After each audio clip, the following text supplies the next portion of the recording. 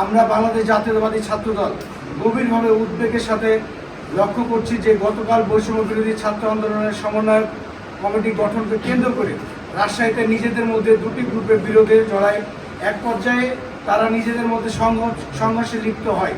সেই ঘটনাকে উদ্দেশ্য প্রণোদিত রাজনৈতিক স্বার্থসিদ্ধির লক্ষ্যে চিহ্নিত জাসদ ছাত্রলীগ নেতা সোহেল রানা বাংলাদেশ জাতীয়তাবাদী ছাত্রদল রাজশাহী কলেজ শাখা নেতাকর্মী নামে মিথ্যা এবং ভিত্তিহীন উৎসাহ রটনা করে, যা বিভিন্ন গণমাধ্যমে ফলো করে প্রচারিত হয়। অথচ অত্যন্ত দুঃখের বিষয়, উক্ত ঘটনার সাথে বাংলাদেশ জাতীয়তাবাদী ছাত্রদল রাজশাহী কলেজ শাখা এবং রাজশাহী কলেজ শাখা ব্যতীত অন্য কোনো শাখার কোনো নেতাকর্মী সম্পৃক্ততা নয়। ছাত্রদলের সুনাম ও ঐতিহ্যে ঈর্ষান্বিত হয়ে জাসদ ছাত্রলীগের নেতা সোহেল রানাকে দিয়ে এমন ঘৃণায় অনেক কাজজনক ঘটনায় ছাত্রদল জানানো হয়েছে, যার আমরা তীব্র নিন্দা এবং প্রতিবাদ জানাই।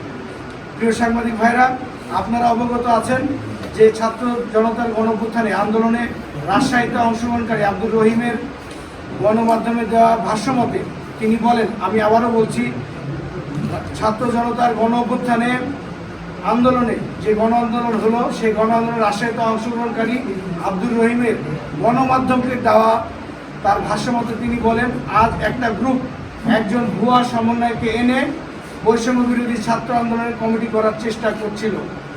এই ভুয়া কেন্দ্রীয় সমন্বয়কের বাড়ি রাজশাহীতেই। সে ঢাকায় একটি বেসরকারি বিশ্ববিদ্যালয়ের ছাত্র। সাধারণ শিক্ষার্থীরা এই ভুয়া সমন্বয়কে গণপিটুনি দিয়ে তাড়িয়ে দেয়। উক্ত ঘটনার জের ধরে জাসদ ছাত্রলীগ নেতা সোহেল রানার উপর কে বা কারা এমন হামলা করে।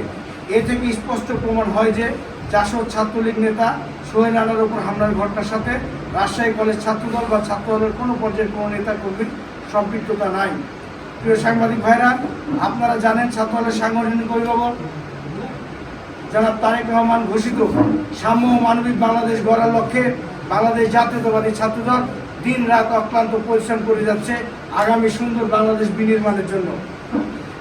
এক্ষেত্রে শৃঙ্খলা বজায় করা বাংলাদেশ জাতীয়তাবাদী ছাত্রদল জিরো টলারেন্স নীতি অনুসরণ করছে, যেখানে সংগঠনের যে পর্যায়ে যত বড়ই নেতা হোক তারা যদি শৃঙ্খলা পরিপন্থী কোনো কাজ করে অবশ্যই তাদের বিরুদ্ধে সাংগঠনিক ব্যবস্থা নেওয়া হবে। ইতিমধ্যে আমাদের 500-র অধিক নেতাকর্মীকে শোকজ করা হয়েছে, 300-র অধিক নেতাকর্মীকে আপনারা দেখেছেন তাদেরকে বহিষ্কার করা হয়েছে। এমনকি ছাত্রদলের নেতাদের বিরুদ্ধে আমাদের সংগঠন থেকে আইনিগত ব্যবস্থা গ্রহণ করা হয়েছে। বিধায় ছাত্রদল যে জিরো টলারেন্স নীতিতে চলছে সেখানে ছাত্রদল নেতাদের এরকমটি করার আর কোনো সুযোগ আমাদের জানা মতে এখানে নেই।